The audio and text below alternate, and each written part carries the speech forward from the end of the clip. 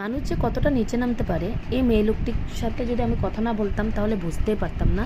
আমার সাথে এমন একটা ঘটনা হয়েছে, আমি তোমাদেরকে সম্পূর্ণ কথাটা বলবো, তার জন্য ভিডিওটি সম্পূর্ণ দেখার অনুরোধ রইল। আমি যখন পুরী ঘুরতে গিয়েছিলাম, ওখানে অনেক ভালো মানুষ পেয়েছি।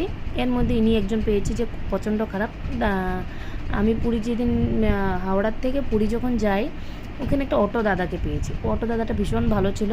ও অটো দাদাটা যত সময় আমরা ভালো একটা হোটেল পাইনি তত সময় পর্যন্ত ওনার ভাড়া যত ছিল 150 টাকা, ওই 150 টাকা দিয়ে পুরো আমাদেরকে ঘুরিয়ে ঘুরিয়ে হোটেল দেখাইছে যে তোমাদের যেটা পছন্দ হবে তোমরা ওই হোটেলটা নিও, তোমাদের দাম দর পুষিয়ে নিও। তারপর যে হোটেল গিয়ে আমরা রয়েছি, ওই হোটেলওয়ালার দাদাটাও খুব ভালো, প্রচণ্ড হেল্প করেছে আমাদের। যেরকম পুরী থেকে পূজা কেমনে দিব, কোথা থেকে অটো নিব, কীভাবে ঘুরবো, সম্পূর্ণ কিন্তু ওই দাদাটা আমাদেরকে হেল্প করে দিয়েছে। ওই দাদাটা অটো ডেকে দেওয়া বা অটো ড্রাইভার আমাদের থেকে অনেক বেশি পয়সা তো না নিয়ে নেয়, তা দেখা। পরে আমরা যে মন্দিরে গেছি, ঠাকুর ভালো করে দর্শন কিভাবে করব, কিভাবে পান্ডা খুঁজবো, মানে কোনো রকম আমরা অসম্ভব ভালো। উড়িষ্যার মানুষ অনেক ভালো। পুরীতে গিয়ে আমি ভাবলাম যে আমার বাংলা কথা ওরা বুঝতেও পারে না, অনেক কষ্ট হয় যেহেতু ওরা ওদের ভাষা বলে। আমিও ওনাদের ভাষা এত বুঝতে পারি না। আমি হিন্দিতে ওনাদের সাথে মানে অ্যাডজাস্ট করতে চেষ্টা করতেছিলাম যে যাতে ওনারা আমার ভাষা বুঝে।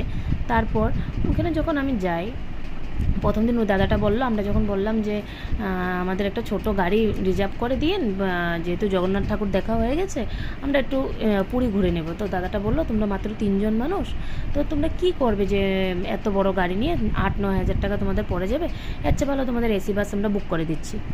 যখন আমরা এসি বাসে, আমি তো ভাবলাম আচ্ছা ঠিক আছে, এসি বাস বললো সামথিং 500-র কাছাকাছি পড়বে, তোমরা 3 জনে 1,500-এ চলে যাবে।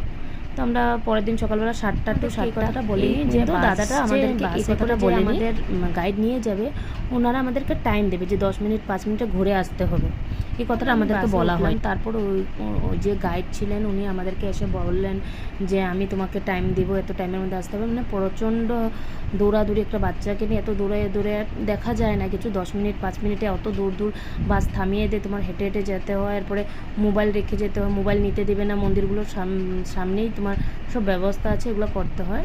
সেই দিন আচ্ছা অনেক কষ্ট করে হলেও মোটামুটি আমরা সব মন্দির দেখতে পেয়েছিলাম।